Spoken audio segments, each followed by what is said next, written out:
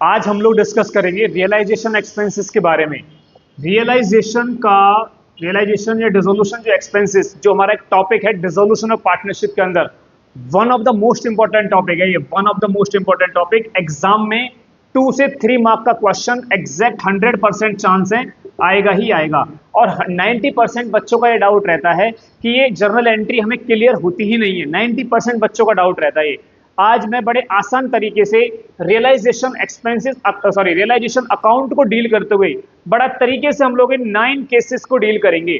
मैंने 1 to 9 cases तक ये जर्नल एंट्रीज को डील किया है। इन 9 केसेस के अंदर सारी रियलाइजेशन एक्सपेंसेस को हमने डिस्कस कर लिया। उन रियलाइजेशन एक्सपेंसेस को हमने डिस्कस करेंगे। एक भी टॉपिक हमारा इस एक्सपेंसेस में से बचेगा नहीं।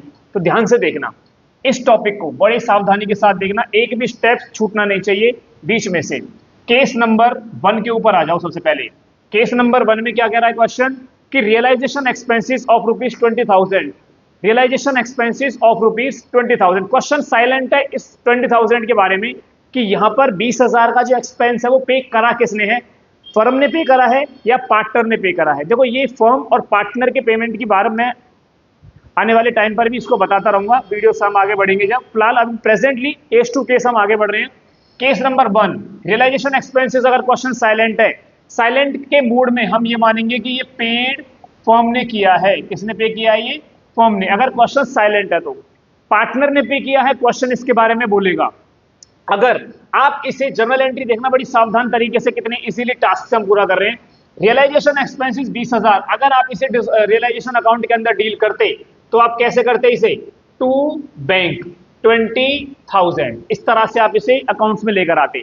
अब जर्नल एंट्री की अगर मैं इसकी बात करूं तो जर्नल एंट्री में कैसे करोगे? देखो, जर्नल एंट्री हमेशा हमारे अंदर कंफ्यूजन होती है। डेबिट में क्या आता है, क्रेडिट में क्या आता है, क्रेडिट में क्या आता है, डेबिट में क्या आता है, हमेशा कंफ्यूजन रहती है। अब इस कंफ्यूजन को दूर बड़े आसान भाषा में किया जा सकता है। देखो, जैसे टू बैंक, ये फिगर क्या है? To bank. तो मैंने टू बैंक को टू बैंक अकाउंट कर दिया। ये लो, टू बैंक, टू वाली फिगर को मैंने टू में ही रखा। अब ऊपर वाला पोर्शन खाली हो गया। जो पोर्शन खाली हो गया वहां पर अकाउंट का नाम डाल दो आप, रियलाइजेशन अकाउंट। बड़ा सिंपल सी जर्नल एंट्री बनेगी। मैं इन 9 केसेस के अंदर आपको ये सारी जर्नल एंट्रीज कैसे बनेंगी रियलाइजेशन अकाउंट की, जो 90% बच्चों के अंदर हमेशा ये डर भरा रहता है कि ये क्वेश्चन होता ही नहीं है उनसे। बोर्ड एग्जाम में बैठने के बावजूद भी ये क्वेश्चंस गलत करके आते हैं पूरे साल कवर करने के बाद। तो बड़े आसान तरीके से मैं डिस्कस करा रहा हूं। देखो, 20,000 केस नंबर 1 में रियलाइजेशन एक्सपेंसेस 20,000 का है। तो हमने 20,000 को टू बैंक के नाम से यहां डाल दिया। ये सबको पता है, टू बैंक के नाम से हम डाल देते हैं। सर जर्नल एंट्री, सॉरी, हम अकाउंट्स को तो बना लेते हैं लेकिन जर्नल एंट्री हमसे नहीं होती। तो उस जर्नल एंट्री का ही टॉपिक मैं आपको बता रहा हूं। टू बैंक के नाम से हमने 20,000 डाल दिया। 20,000 की जर्नल एंट्री आपको कैसे बनानी है? टू बैंक वाली फिगर को मैंने टू बैंक कर दिया। टू बैंक वाली फिगर को मैंने टू बैंक कर दिया, मतलब टू वाली फिगर मैंने नीचे रख ली। ऊपर वाला पोर्शन खाली होगा तो उसमें अकाउंट का नाम। अगर ये पोर्शन नीचे खाली होता तो नीचे अकाउंट का नाम। Journal entries over. Case number 1 खत्म। केस नंबर 2 पर आ जाओ। अगेन अब यहां पर क्वेश्चन बोलता है कि realization expenses paid by the firm 50,000। तो आपको घबराने की जरूरत नहीं है, सेम एंट्री जाएगी। अगेन वही, अगर फर्म ने पे करा है तो टू बैंक के नाम से 50,000। जर्नल एंट्री जो आप पास करोगे, अगेन वही फॉर्मेट हमारा, टू बैंक अकाउंट। टू वाली फिगर टू में ही आ गई, ठीक है, टू वाली फिगर टू में आ गई। और डेबिट वाला जो पोर्शन खाली हो गया मेरा, उस पोर्शन में किसका नाम आ गया? आपके रियलाइजेशन अकाउंट का।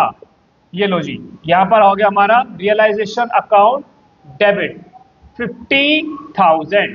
Case 2 is over. केस 3 पर आ जाओ। केस 3 पर आने से पहले हमें थोड़ी सी दो बातें समझनी होंगी। देखो, कोई भी पार्टनर या फर्म पे करती है, दो तरह से पे किया जाता है। अगर पार्टनर के हैंड पर अगर हम बात करते हैं, पार्टनर या तो एक्सपेंसेस को पे करेगा या पार्टनर एक्सपेंसेस को क्या करेगा? बियर करेगा। बियर का हिंदी मीनिंग होता है भुगतना। समझना जरा ध्यान से, बियर का हिंदी मीनिंग हो जाता है भुगतना। पे करने का मतलब हो जाता है पार्टनर ने अभी तो अपनी जेब से उन एक्सपेंसेस की पेमेंट कर दी, बट वो बाद में पार्टनर फर्म से वापस ले लेगा। ठीक है, वापस ले लेगा, वो रिटर्न रियम्बर्स कर लेगा, ठीक है, फर्म से। पार्टनर ने पहले पे कर दिए एक्सपेंस, बाद में वो फर्म से रियम्बर्स कर लेगा, यानी कि वापस ले लेगा।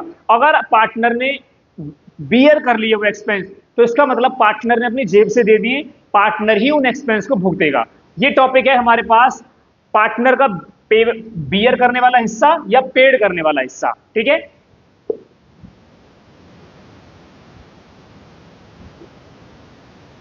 अब देखो केस नंबर 3 में क्या कह रहा है, realization expenses paid by the firm, firm ने पे करे but on the behalf of partner A. हमने यहां पर हर केस में पार्टनर ए माना है। रियलाइजेशन एक्सपेंसेस किसने पे करे हैं, फर्म ने पे करे हैं, लेकिन किसके बिहाफ पर, ए के बिहाफ पर। अल्टीमेटली ये एक्सपेंस किसने भुगता है, पार्टनर ने भुगता है। अल्टीमेटली एक्सपेंस किसने भुगता है, पार्टनर ने। तो पार्टनर की ये जेब से गए हैं, ये फर्म की जेब से नहीं गए। अगर ये फर्म की जेब से नहीं गए तो रियलाइजेशन अकाउंट के अंदर इसकी कोई ट्रीटमेंट नहीं होगी। अगर ये फर्म की जेब से नहीं गए तो रियलाइजेशन अकाउंट के अंदर इसकी कोई भी ट्रीटमेंट नहीं की जाएगी।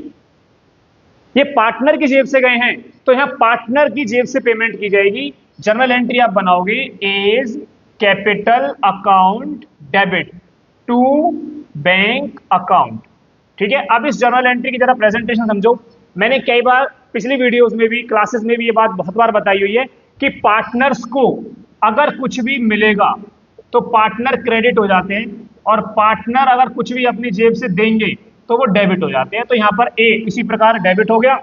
और अगर हमारा बैंक अकाउंट डेबिट होता है तो यानी कि पॉजिटिव बैलेंस से हमारे पास पैसा आ रहा है, अगर वो क्रेडिट हो जाए तो इसकी मतलब पेमेंट हो गई। तो इसी की प्रेजेंटेशन हमारी लैंग्वेज यही जा रही है, a account debit to bank. इसका मतलब पार्टनर ने ही बियर करे हैं वो एक्सपेंसेस, फर्म ने पे कर दिए on the behalf of partner. इसकी हिंदी आप बनाओगे तो पार्टनर के बिहाफ पर फर्म ने पे करे हैं 4000।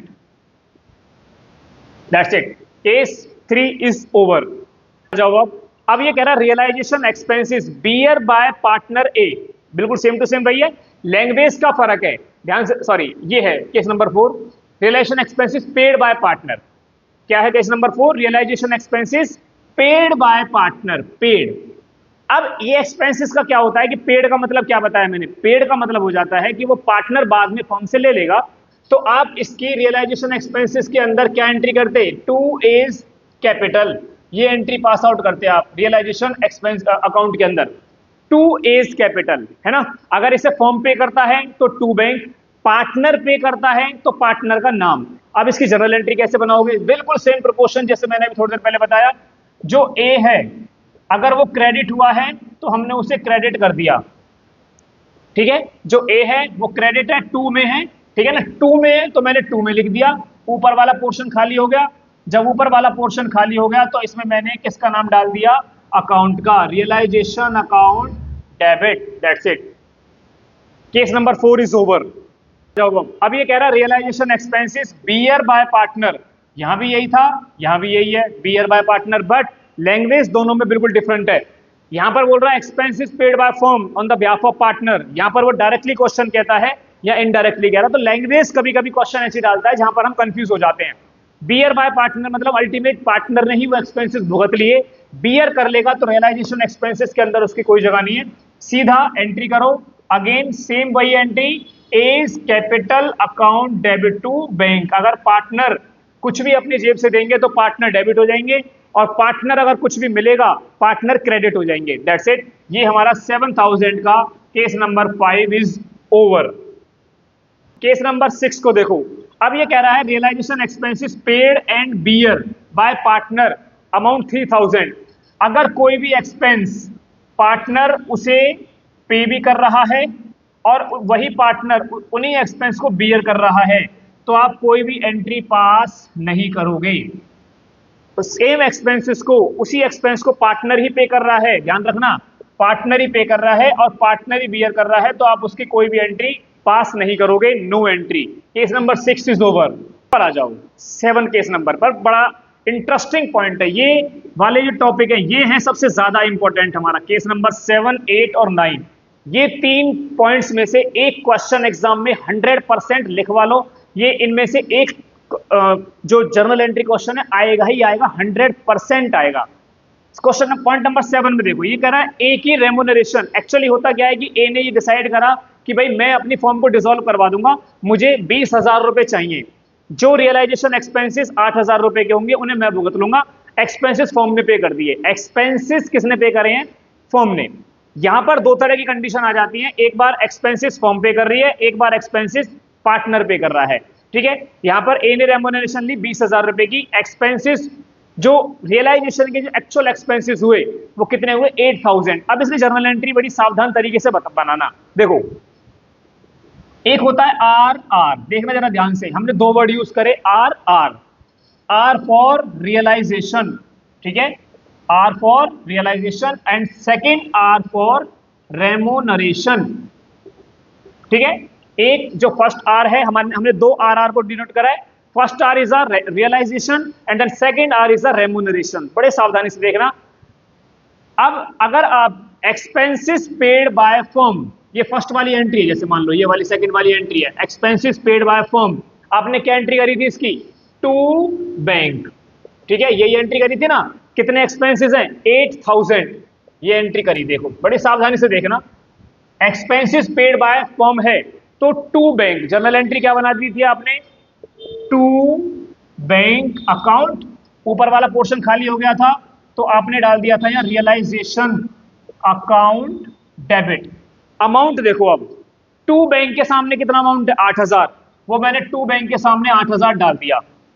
अब R R, R for realization और आर फॉर रेमोनरेशन, यानी कि इस आर के अंदर किसका अमाउंट आएगा? रेमोनरेशन का 20,000 रुपए का अमाउंट आ जाएगा। ठीक है, आर आर मैंने बताया ना, R for realization, R for remuneration. R for realization के अंदर आर फॉर रेमोनरेशन का अमाउंट आएगा, दैट इज 20,000। अब जो डिफरेंस बनता है, चाहे वो डिफरेंस हमारा डेबिट साइड बनता है, चाहे वो डिफरेंस हमारा क्रेडिट साइड बनता है, वहां पर पार्टनर का नाम डाल दो। अब यहां डिफरेंस उतर रहा है हमारा 12,000 का क्रेडिट साइड में, तो यहां पर पार्टनर का नाम आ जाएगा 2A's कैपिटल अकाउंट। अगर ये डिफरेंस हमारा डेबिट साइड में जाता तो इसमें डेबिट साइड में पार्टनर का नाम आ जाता A's capital account debit. Case number 7 is over.